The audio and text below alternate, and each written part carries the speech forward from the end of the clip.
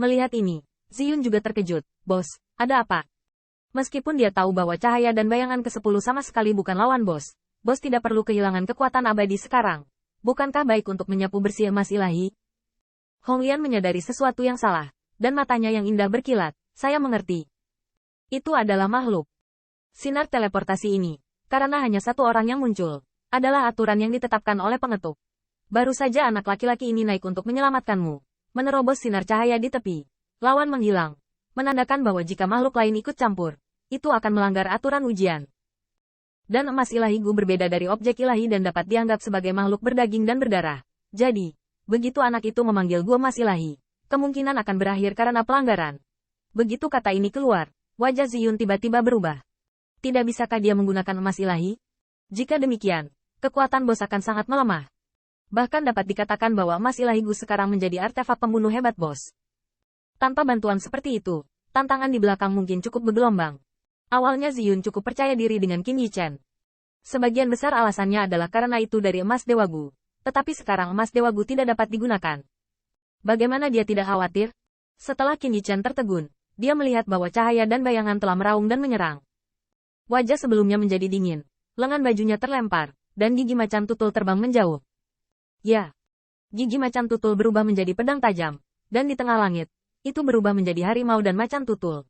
Dan cahaya serta bayangan itu dihancurkan dan dihancurkan dalam sekejap. Jangan makan emas ilahi, semudah itu membunuhmu. Qin Yichen dengan dingin mendengus, tidak mengharapkan aturan tes pintu, mencegahnya menggunakan emas ilahi. Sejak itu, dia benar-benar kekurangan grid killing artifak untuk membantu. Itulah sebabnya Ziyun dan yang lainnya sangat khawatir. Patung-patung di depan ini sama sekali bukan lawan bos. Kuncinya adalah berada di belakang. Bisakah bos menangani mereka? Anda tahu, Ziyun jatuh di depan patung ke-9, bahkan bukan patung terakhir, dan ini masih terjadi pada Spirit Pearl. Dua patung terakhir juga yang terkuat. Ziyun bertanya pada dirinya sendiri, belum lagi dia dalam kondisi yang buruk saat itu. Bahkan jika dia dalam kondisi baik, dia takut akan sulit untuk menang. Meskipun bos lebih kuat darinya, 8 atau 1 pertempuran sebelumnya pasti akan habis dan bahkan terluka. Boom gelombang booming gelombang, di panggung cahaya, saya melihat siluet ramping menyerang dengan ganas. Dan patung cahaya dan bayangan muncul di tempat kejadian, tetapi dengan cepat rusak. Setelah sekian lama, Qin Yichen berdiri di platform cahaya, melihat cahaya dan bayangan yang menghilang. Wajah Junyi memiliki ekspresi yang bermartabat, ke-10 ke-7. Yang berikutnya adalah batas Ziyun. Biarkan aku melihat, seberapa kuatkah 9 puncak lapisan surgawi? Kata Qin Yichen, suaranya acuh tak acuh. Tetapi jika kata ini tersebar, saya khawatir itu akan mengejutkan pembangkit tenaga listrik yang besar. Anda tahu, Qin Yichen hanya 7 puncak lapisan surgawi sekarang. Namun, sehubungan dengan pernyataan tersebut, bahkan Hong Lian, yang selalu bersedia untuk memecahkan Qin Yichen, tidak membantah. Karena Qin Yichen memenuhi syarat untuk mengatakan ini. Bodoh, perhatikan baik-baik, anak ini lebih kuat darimu. Ziyun menundukkan kepalanya. Saat ini, dia juga melihat kekuatan bosnya. Kesenjangan yang paling jelas dengannya adalah dia telah memenangkan 7 atau 1 pertandingan berturut-turut, dan bos tidak mengalami cedera ringan. Meski sebelumnya terkena cahaya dan bayangan, dengan pulihnya dan Xiao, hingga kini, Qin Yichen hanya bernapas sedikit. Ziyun sangat terkesan. Bos adalah bos. Ketika dia mencapai langkah ini, sudah sulit untuk berdiri. Hong Lian menatap matanya dan bergumam, ketika anak laki-laki itu dalam bahaya, dia menjadi semakin kuat.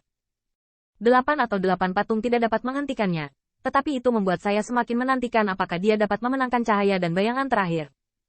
Tepat sekali. Ini adalah ujian pertumbuhan anak laki-laki akhir-akhir ini. Hai.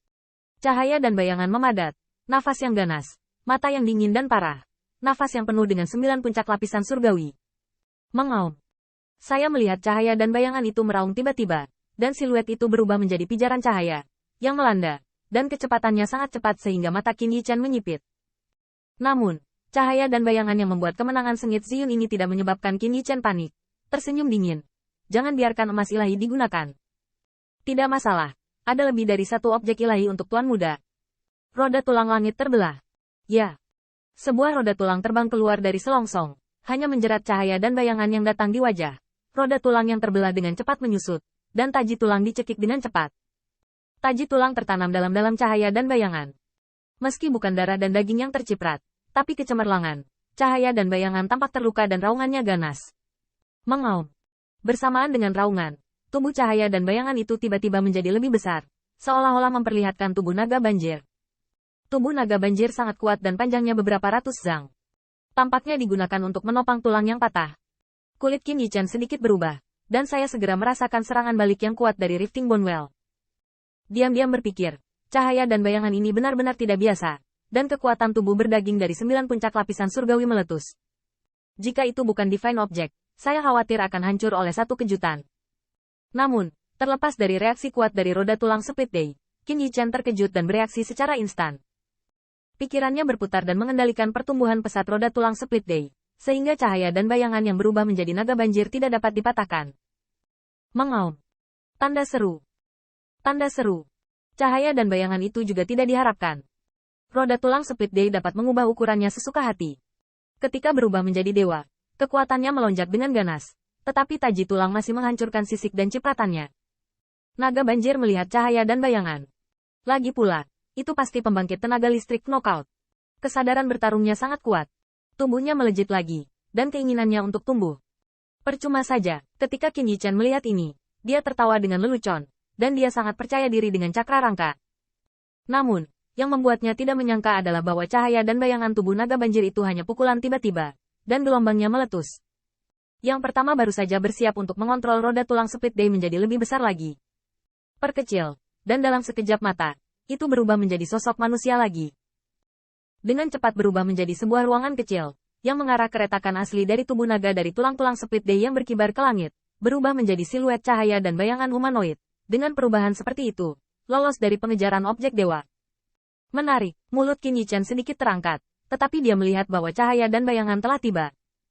Meskipun cahaya dan bayangan tidak mengetahui kebijaksanaan spiritual, ia masih memiliki keinginan yang luar biasa untuk bertarung. Keduanya dekat, dan kekuatan Rifting Bonewell sangat berkurang.